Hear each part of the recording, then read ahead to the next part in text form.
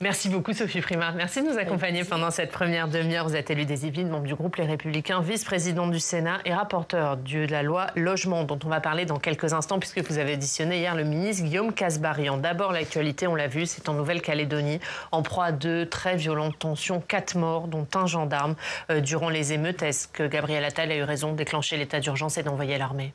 Ah oui, parce que la priorité des priorités, c'est de rétablir l'ordre, de rétablir la sécurité. Moi, les informations personnelles que j'ai de quelques contacts en Calédonie, c'est une situation extrêmement effroyable, effrayante, terrible, parce que les gens sont barricadés chez eux, ils font des barrages, ils n'ont plus grand-chose à manger parce que les magasins sont pillés, ceux qui sont ouverts n'ont plus rien. Donc on est dans une situation insurrectionnelle qui n'est pas digne de notre pays et de la démocratie. En cause d'une révision constitutionnelle, c'est ce qui a déclenché les émeutes, qui est examinée au Parlement. Elle a déjà été votée par le Sénat, elle a été votée il y a quelques heures à l'Assemblée nationale, soutenue par la droite. Est-ce qu'il fallait la maintenir malgré le contexte ? Moi, ce que je crois, c'est que la question du corps électoral en Nouvelle-Calédonie n'est pas une nouveauté. Moi, je me suis rendue en Calédonie il y a maintenant 7-8 ans. Cette question était déjà au cœur des discussions. On a une partie des habitants de la Nouvelle-Calédonie qui sont des Français, qui ont changé de région, qui sont venus de la métropole et qui sont allés dans un département, en Nouvelle-Calédonie, et qui ne peuvent pas voter et qui habitent là depuis 10 ans. Donc il y a quelque chose là qui ne fonctionne pas. Je comprends le point des Kanaks qui disent on va être dilué, on n'aura plus de puissance, etc. Mais il faut discuter, il faut ouvrir ces discussions. Et là où on manque peut-être de responsabilité, c'est que ces discussions-là, elles auraient dû être poussées, elles auraient dû être réglées depuis des années et des années. Il ne fallait pas attendre l'histoire du référendum. Donc si vous voulez, je pense qu'on... Ça veut dire qu'il y a une responsabilité politique des gouvernements successifs ? Je pense qu'il fallait traiter ce point-là. En réalité, depuis les accords de Nouméa, on n'a rien réglé. Quand vous allez en Calédonie, vous voyez bien qu'il y a 2 populations qui vivent l'une à côté de l'autre. On s'est organisé pour qu'elles vivent l'une à côté de l'autre, mais jamais l'une avec l'autre. Et je pense que ce malaise-là en Calédonie, il est très très puissant et s'exprime aujourd'hui dans les émeutes. Et effectivement, il y a 3 référendums qui ont été organisés sur la question de l'indépendance, 3 référendums perdus par les indépendantistes. Est-ce que vous avez l'impression qu'ils n'accepteront jamais les résultats de ces référendums ? Je pense que ça sera effectivement très très difficile et que peut-être l'organisation de la Calédonie aujourd'hui ne permet pas ce vivre ensemble. Il y a aussi beaucoup d'inégalités sociales. Et puis, ce qui se passe aujourd'hui met en péril toute l'économie de la Nouvelle-Calédonie. Il y avait déjà des difficultés très importantes avec le nickel. On a un des opérateurs qui s'est retiré. Le cours du nickel baisse. C'est la puissance économique, c'est le nickel, hein, mais c'est aussi la prédation des pays qui sont autour, des pays qui regardent la Calédonie avec beaucoup d'appétit. Et notamment la Chine, il y a un risque d'ingérence chinoise pour chinoise, Azerbaïdjan, qui sont des pays qui regardent comment on peut déstabiliser le poids de la France dans le Pacifique, et puis aussi l'intérêt de la Calédonie. Vous savez que les mines de nickel en Calédonie sont les plus importantes, hein, et celles qui donnent le nickel de meilleure qualité. Elles sont donc regardées avec appétit par des pays au moment où le monde entier travaille sur la transition énergétique. Donc il ne faut pas être naïf non plus sur peut-être des histoires d'ingérence qui sont derrière aussi les émeutes. Emmanuel Macron, il n'est pas suffisamment alerte sur ce point ? Je pense que la question de la Calédonie aurait dû attirer encore plus d'attention du président de la République, du Premier ministre. Je pense que l'organisation gouvernementale de ce sujet de la Calédonie aurait mérité plus d'attention, notamment du Premier ministre. L'autre actualité, on l'a vu également dans le journal, c'est cette violente attaque d'un fourgon pénitentiaire dans l'Eure, tuant 2 agents. La traque se poursuit et des mouvements de blocage ont lieu hier dans plusieurs établissements pénitentiaires. Les syndicats qui appellent à poursuivre les mouvements aujourd'hui, est-ce que vous les comprenez ? Est-ce qu'il faut donner plus de moyens à la pénitentiaire ? Je pense qu'on ne peut que les comprendre. C'est un choc terrible. Les images que tout le monde a vues sur les médias sont juste épouvantables. On reste ébahis. Donc je comprends évidemment toute la profession pénitentiaire qui travaille dans des conditions, c'est vrai, assez difficiles. Moi, je me suis rendue plusieurs fois dans des prisons.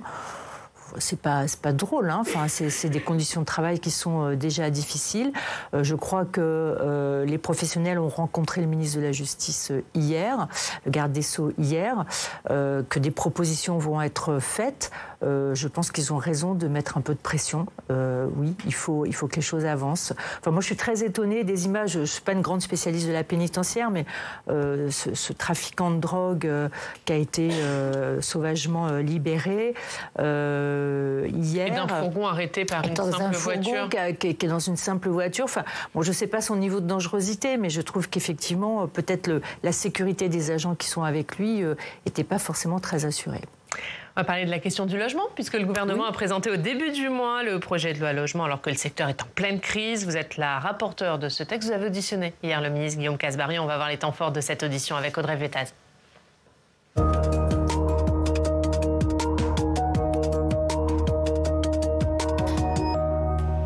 Bonjour Audrey. Bonjour. Bonjour. Bonjour. Et Audrey, le ministre délégué au logement, était donc auditionné hier par les sénateurs pour évoquer ce projet de loi qui doit permettre le développement de logements abordables. Oui, et il y a urgence, on le sait, le secteur immobilier est en crise. On a une baisse des transactions, une baisse des constructions, une grande difficulté aussi pour accéder au logement locatif. La présidente de la commission l'a rappelé hier, on est à la fois sur une potentielle bombe sociale et politique. Le ministre a donc détaillé son texte. Un parmi moult textes, puisqu'il n'y aura pas moins de 5 propositions et projets de loi, quand on compte bien, sur le logement dans les prochaines semaines, sans compter le projet de loi de finances, et vous l'avez rappelé. L'exécutif a décidé de saucissonner les textes. Vous nous direz ce que vous en pensez tout à l'heure, Sophie Primas. Mais d'abord, vous l'imaginez, le ministre était attendu sur l'article 1 de son texte qui a déjà fait couler beaucoup d'encre. Et cet article, il propose d'assouplir la loi SRU qui impose un quota de logements sociaux aux communes. Oui, il propose pour les maires qui essayent de rattraper leur retard de faire en sorte que 25% de ce quota puissent être remplis par des logements intermédiaires. En clair, si vous devez construire 1000 logements sociaux, 250 d'entre eux peuvent être à loyer modéré et destinés à des classes moyennes. Certains sénateurs à gauche, notamment, craignent un détricotage. Écoutez les inquiétudes de la sénatrice socialiste Viviane Artigalas, suivie de la réponse du ministre. Si tel est le cas, il ne va plus rester grand-chose des objectifs de construction de logements sociaux. Le logement locatif intermédiaire a quand même des vertus qu'il faut rappeler, et que j'entends pas suffisamment d'ailleurs. Mais c'est un logement qui permet de s'adresser à la classe moyenne, qui aujourd'hui est probablement au-dessus pour pouvoir bénéficier en priorité d'un logement social sur lequel il y a quand même 2 millions de demandeurs qui souhaitent y rentrer et qui attendent parfois depuis des années et des années. Et donc qui permet d'offrir un logement intermédiaire à des prix qui sont 20-25% moins chers que les prix de marché. Aujourd'hui, la seule solution qu'on leur propose, c'est de dire débrouillez-vous sur le parc privé. Madame Primas, je vous pose la question, est-ce que vous soutenez cette mesure ou est-ce qu'on détricote la loi dite SRU ? La loi SRU, c'est un totem politique. Donc dès qu'on approche de la loi SRU d'une façon ou d'une autre, évidemment, toute la gauche monte au créneau en disant qu'on la détricote. Bon, donc c'est habituel. Moi, je pense que cette mesure sur le LLI, on va probablement la retravailler dans le cadre des travaux du Sénat, mais c'est une mesure intéressante, puisque vous avez aujourd'hui un certain nombre, comme l'a rappelé d'ailleurs le ministre hier, un certain nombre de demandeurs de logement dans le social qui peuvent avoir accès au LLI et qu'on pourrait... loyer intermédiaire. Voilà, intermédiaire, excusez-moi, qui ont donc des plafonds de ressources qui sont un petit peu plus, qui sont plus élevés que les plafonds d'éligibilité au parc social et qui vont pouvoir être logés dans cette partie des intermédiaires. Donc ça, c'est extrêmement important pour essayer de détendre la demande sur le logement social. Mais est-ce que c'est vraiment un coup de pouce pour les classes moyennes, comme l'a dit Gabriel Attal dans son discours de politique générale quand il a présenté la réforme ? C'est quand même un coup de pouce sur les classes moyennes, parce que vous avez des classes moyennes qui ont des difficultés à se loger dans le parc privé et qui vont... Et le loyer intermédiaire, c'est quand même... Les logements intermédiaires, c'est quand même des logements qui ont des décotes de loyer qui sont assez importantes par rapport au privé. Donc oui, c'est un outil qui va nous aider à loger les classes moyennes qui sont... parfois elles-mêmes éligibles d'ailleurs au parc social, mais qui ne sont pas prioritaires, parce que comme elles gagnent un petit peu plus d'argent que les autres, on privilégie en fait les personnes qui sont plus modestes. Donc elles sont en liste d'attente, mais en fait elles n'ont jamais accès au parc social parce que on n'a pas assez de logements et que la demande est très importante. Alors vous nous dites ça va dans le bon sens, mais on va quand même la modifier. Sur quel point vous voulez la modifier ? On veut d'abord s'assurer que toutes les communes qui sont éligibles à la loi SRU, donc aux obligations de construction de logements sociaux, puissent avoir accès à cette nouvelle disposition. Parce que vous savez que le logement intermédiaire, c'est un peu technique, le logement c'est toujours très très technique, mais le logement intermédiaire, il est possible, et notamment dans sa décote, parce qu'il y a une fiscalité favorable, et que cette fiscalité favorable, elle est liée à un zonage qui est décidé par le gouvernement. Et donc, il y a une partie des communes SRU, il y en a 200, je crois, de mémoire, qui n'ont pas accès au logement intermédiaire, qui sont éligibles à la loi SRU, mais qui n'ont pas accès au logement intermédiaire. On voudrait que toutes les communes qui font partie du contingent des communes SRU puissent avoir accès à cette disposition. C'est par exemple une des pistes que l'on va travailler. Mais par exemple, juste dans cette disposition, en fait, le ministre dit c'est pas toutes les communes qui pourront avoir accès, c'est les communes qui sont proches de respecter le quota. Il faut avoir 10 points de moins, entre 15 et 25% du quota pour accéder à cette disposition. Est-ce que ça vous va ou pas? Alors ça nous va parce que avec Dominique Estrosi Sassone et d'ailleurs avec Amel Gacquerre qui est ma co-rapporteure, avec qui je travaille, de l'Union centriste, ce qui nous importe, c'est de ne pas dédouaner les maires de leurs responsabilités sur le logement social. Il ne s'agit pas de ça. C'est pour ça que je dis que ce n'est pas du détricotage de la loi SRU.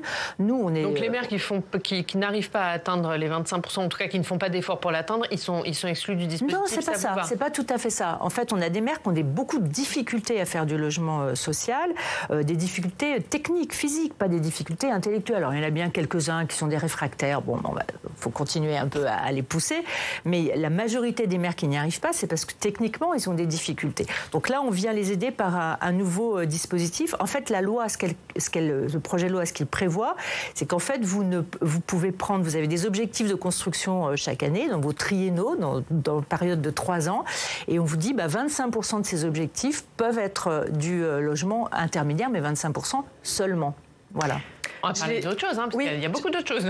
Justement, quelque chose dont je viens de parler, je l'ai dit, il y a 5 textes très techniques, beaucoup de propositions de loi. Est-ce que c'est la bonne manière, finalement, ce saucissonnage? Écoutez, je pense qu'en réalité, c'est la bonne manière pour le gouvernement, parce qu'il n'y a pas de majorité à l'Assemblée nationale. Je pense que le sujet principal est là. C'est ça, Mais globalement, nous, et c'est ce que la présidente Estrosi a dit hier en introduction, nous, on pense qu'il n'y a pas de grande loi logement. Or, on est dans une telle situation aujourd'hui sur le logement, à la fois dans la production et puis dans les besoins, l'offre et la demande, qu'on a besoin d'une grande vision sur le logement. On a besoin d'un texte qui dise ce que le gouvernement veut faire globalement. Ça n'est pas le cas là, ça n'est pas le cas sur l'ensemble des textes qui sont saucissonnés. Je pense que c'est une méthode que le gouvernement privilégie aujourd'hui pour essayer de passer ces textes à l'Assemblée nationale, parce qu'il n'y a pas d'autre façon et qu'ils auraient des difficultés sur un texte très très large à avoir une majorité cohérente à l'Assemblée nationale. Je pense que c'est le bonheur d'une presque proportionnelle. Voilà. Il y a un autre point avant de parler avant de parler de choc du logement, c'est la question du logement social. Alors Guillaume Kasbarian, il veut mettre fin au logement social à vie. Je simplifie beaucoup quand je dis ça, parce qu'en fait, il y a une loi de 2019 qui existe déjà, avec déjà des conditions de ressources. Les bailleurs sociaux doivent contrôler chaque année leurs locataires.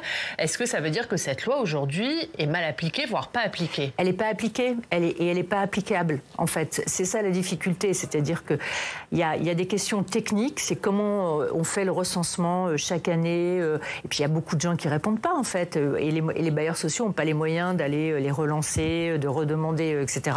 Donc il y a des difficultés techniques, il y a des difficultés aussi humaines. Moi j'ai été maire d'une ville dans laquelle il y a 42% de logements sociaux, certains qui sont là depuis des années, voire des dizaines d'années, qui sont avec des niveaux de rémunération plus élevés en fait que les barèmes, mais en fait ils sont là depuis 40 ans et c'est chez eux.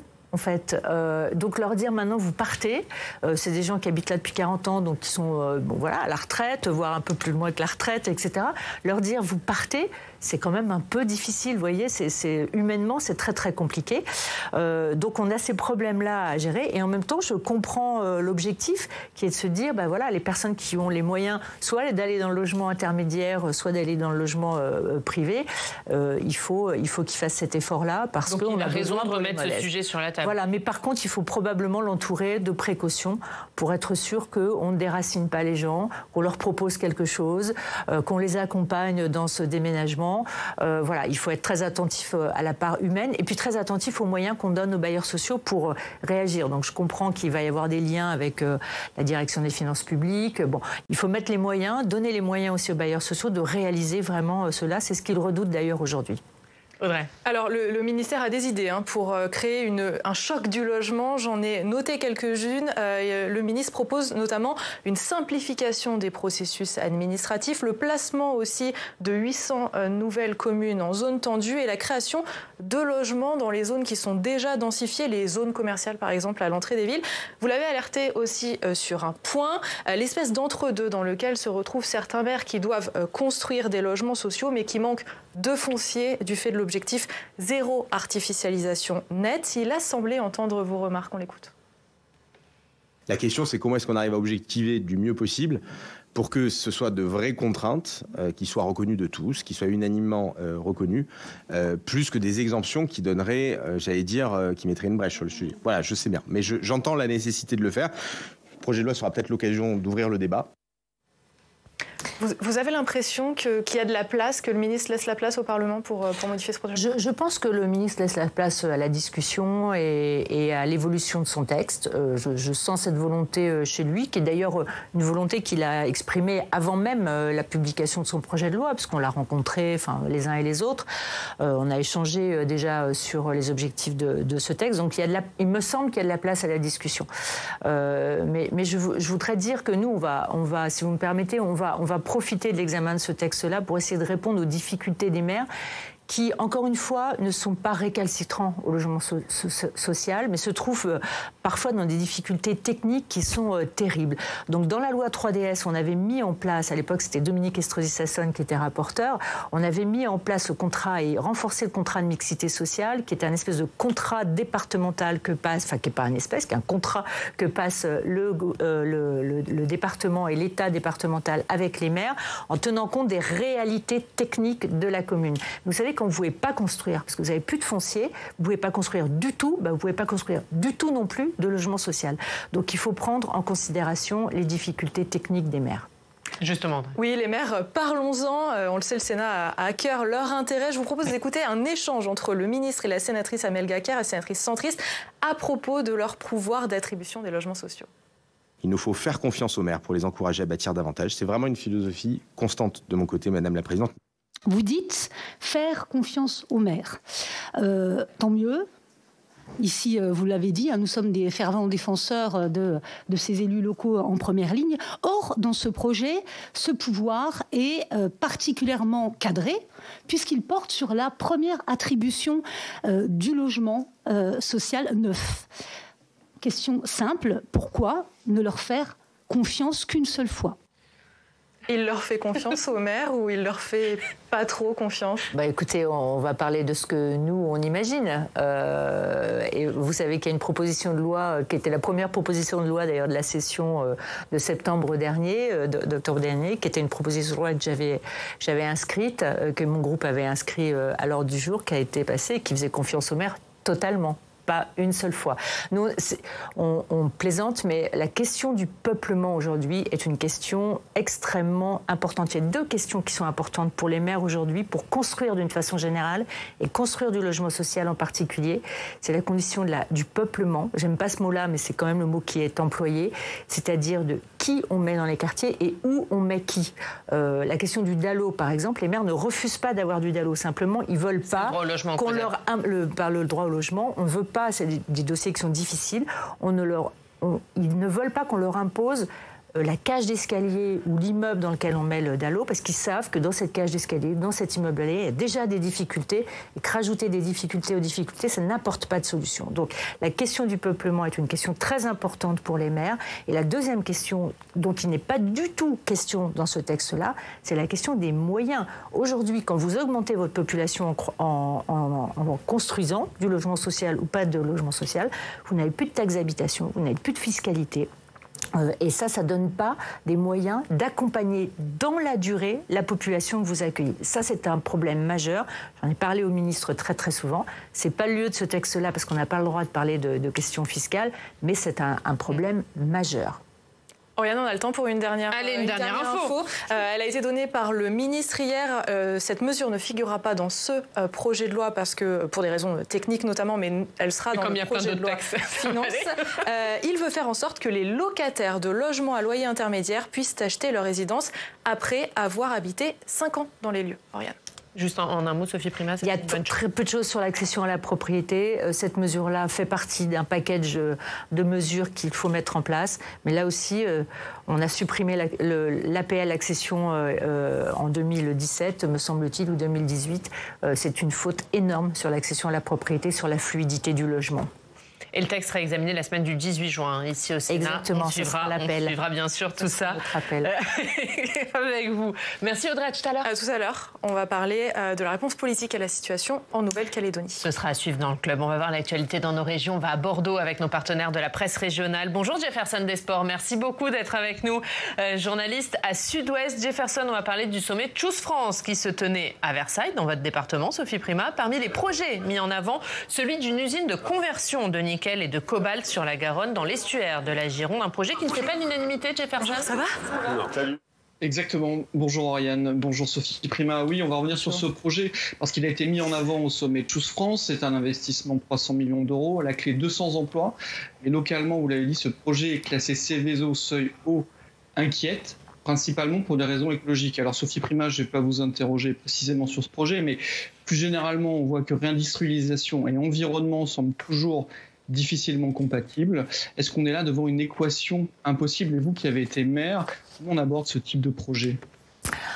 C'est un sujet extrêmement compliqué. La nécessité de réindustrialisation et de privilégier le produit au consommé en France, elle est essentielle.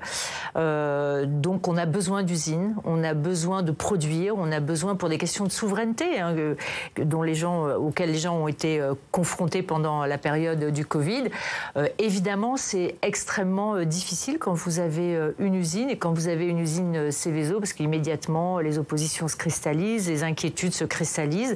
Donc il faut être extrêmement pédagogue, il faut présenter très en amont les projets, il faut travailler avec la population, il faut essayer d'éviter les extrémistes, mais ces usines, y compris ces usines difficiles, on en a besoin, on a besoin de produire en France. Si on veut réussir notre transition environnementale de façon souveraine, il faut qu'on ait ce type d'usine dans notre pays, c'est essentiel.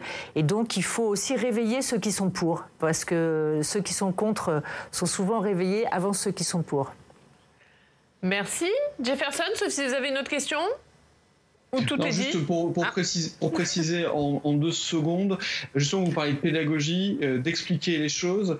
Est-ce que vous sentez que la situation permet encore le débat, sachant que ça se crispe très vite entre ceux qui se réveillent très tôt et ceux qui se réveillent un peu tard quand même? C'est de plus en plus difficile, je vous l'avoue, c'est difficile. Mais c'est une question fondamentale pour la nation. Est-ce qu'on est encore capable de faire des usines en France et de produire, de faire de la production industrielle en France? C'est une question majeure et il faut que les Français s'en emparent parce que sinon on sera dépendant de l'ensemble des autres pays. Merci Jefferson. On regarde la une de Sud-Ouest, c'est la flamme olympique en Gironde, la flamme sous haute surveillance. C'est à la une de votre journal. Merci beaucoup Jefferson d'avoir été avec nous. Un dernier mot, Sophie Primas, sur la question du nucléaire, parce que ça fait aussi partie des dossiers que vous suivez. À l'heure où l'EPR de Flamanville est lancé, enfin, on a envie de dire, Alléluia. Avec 12 ans de retard et des surcoûts énormes. Dans le programme des Républicains pour les Européennes qui a été présenté cette semaine, parmi les mesures, il y a un grand programme européen de construction de centrales nucléaires. Est-ce que dans la période actuelle, ça vous paraît tenable? Ça rejoint un petit peu ce qu'on vient de dire. C'est tenable et c'est surtout souhaitable. Moi, je voudrais juste dire qu'on est très heureux que Flamanville prenne enfin son envol. J'espère qu'on aura la courbe d'expérience pour les autres EPR naturellement. Je voudrais juste dire que le fait de ne pas faire de programmation de l'énergie comme c'est indiqué dans la loi de la part du gouvernement, probablement pour des questions de majorité à l'Assemblée nationale, c'est un drame parce qu'aujourd'hui, dans la programmation pluriannuelle de l'énergie telle qu'elle est inscrite aujourd'hui, on ferme toujours 14 réacteurs français. Donc je voudrais nuancer un petit peu l'enthousiasme du ministre de l'Énergie qui nous dit tout le temps que le président de la République a lancé le nucléaire. À date, il n'a rien lancé du tout. Flamanville, c'est pas lui. Il a a mis sur pied 6 réacteurs nucléaires EPR qui étaient vraiment très attendus. Mais dans la loi aujourd'hui, il y a toujours la fermeture de 14 réacteurs nucléaires. Donc moi, j'attends vraiment cette relance du nucléaire. C'est important. Il y aura ces 6 EPR. Mais vous pensez qu'elle sera revue, cette loi, ou pas? En tout cas, nous, le groupe Les Républicains, nous venons de déposer une proposition de loi qui sera examinée avant la fin de la session, donc avant le mois de juillet, avant la mi-juillet. Et que le gouvernement suivra, selon vous? Je ne sais pas, mais en tout cas, il faut montrer notre volonté.